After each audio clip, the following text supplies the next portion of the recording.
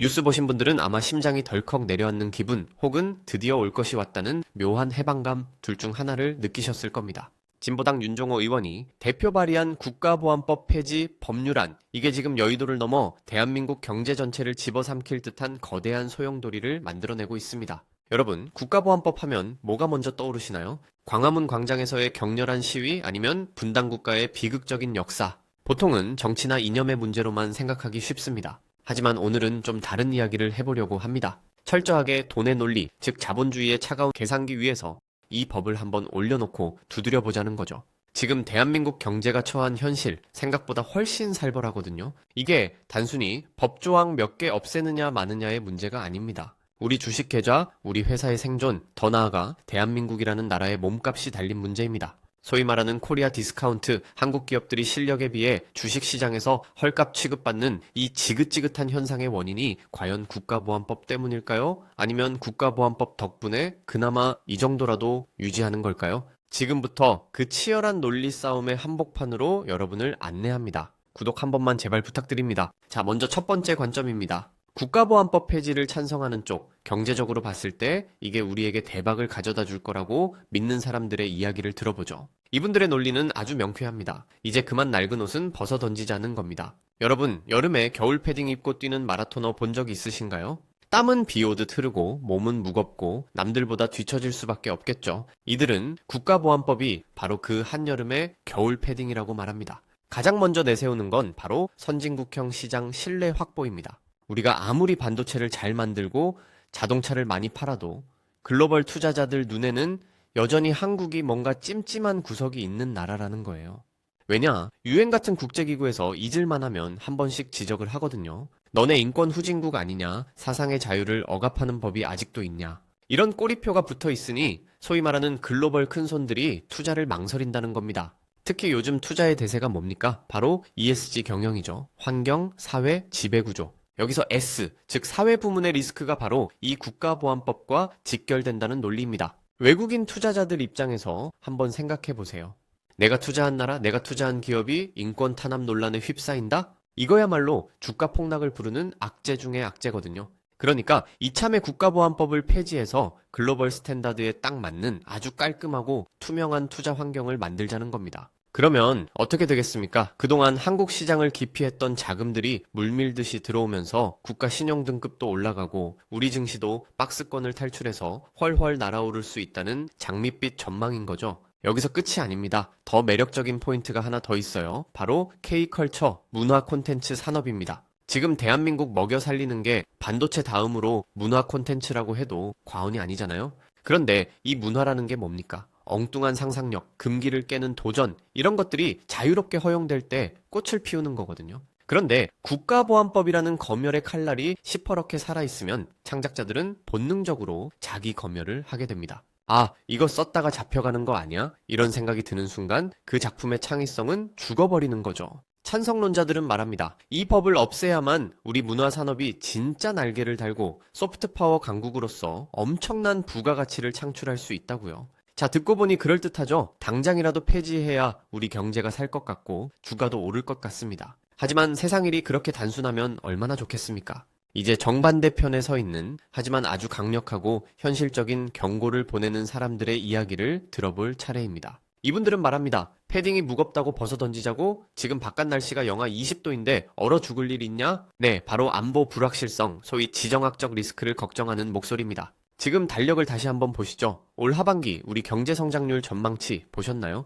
0.8에서 1.6 사이를 오가고 있습니다. 말이 좋아 저성장이지 사실상 성장이 멈췄다고 봐도 무방한 수치입니다. 경제 체력이 바닥까지 떨어진 상태라는 거죠. 이런 상황에서 국가보안법을 폐지한다. 반대론자들은 이걸 두고 스스로 무장해제를 선언하는 꼴이라고 비판합니다. 외국인 투자자들, 특히 보수적인 자본을 굴리는 사람들의 심리를 한번 꿰뚫어 볼까요? 이 사람들에게 대한민국은 여전히 휴전 국가입니다. 언제 전쟁이 터져도 이상하지 않은 북한이라는 예측 불가능한 집단과 국경을 맞대고 있는 나라죠.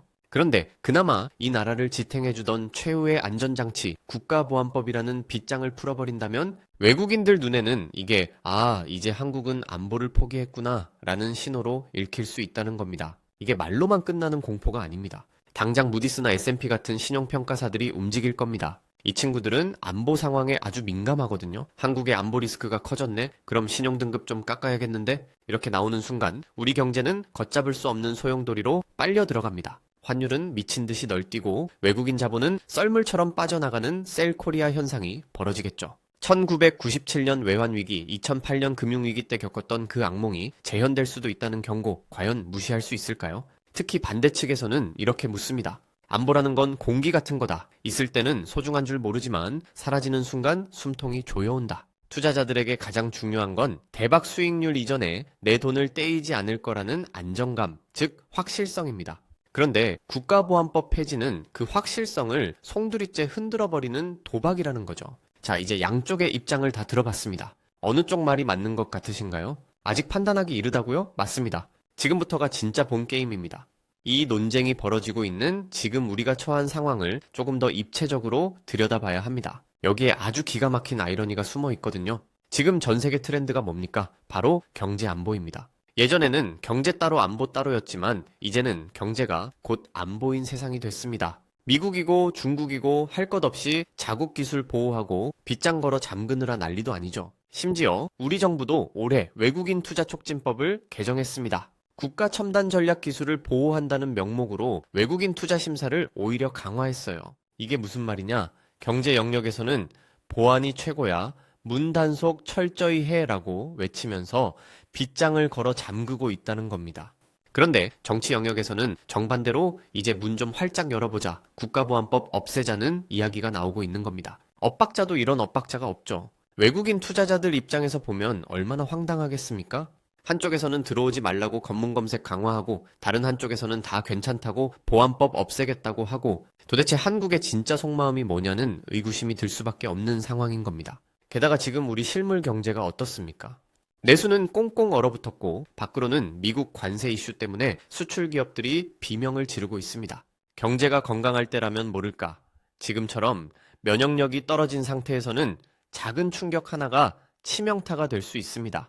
정치적 불확실성이 경제에 미치는 파급력이 평소보다 몇 배는 더 강력할 수 있다는 이야기입니다. 시장은 불확실성을 가장 싫어한다고 하죠. 그런데 지금 우리는 그 불확실성이라는 폭탄을 안고 뇌관을 건드릴지 말지 고민하고 있는 셈입니다. 자, 정리를 해보겠습니다.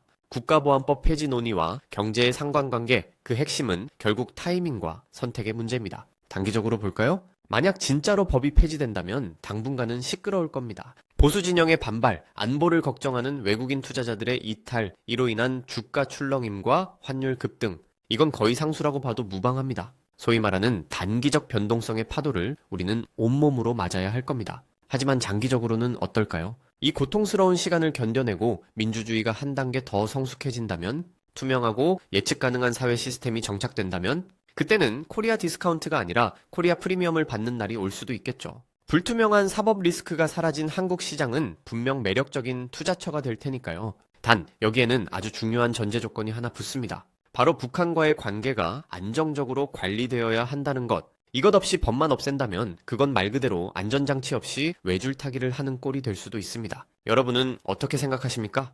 국가보안법, 우리 경제의 발목을 잡는 족쇄일까요? 아니면 우리 경제를 지키는 마지막 안전벨트일까요? 한 가지 확실한 건 이 논쟁의 결과가 단순히 정치 뉴스 한 줄로 끝나는 게 아니라 내일 아침 여러분의 밥상 물가와 통장 잔액까지 영향을 미칠 거라는 사실입니다. 선택은 우리의 몫이지만 그 대가는 냉혹한 시장이 결정할 겁니다. 우리는 과연 어떤 성적표를 받아들게 될까요? 지금까지 소름 돋는 경제학이었습니다. 다음 영상에서도 더 날카롭고 흥미로운 주제로 찾아뵙겠습니다. 구독과 좋아요 잊지 않으셨죠? 감사합니다.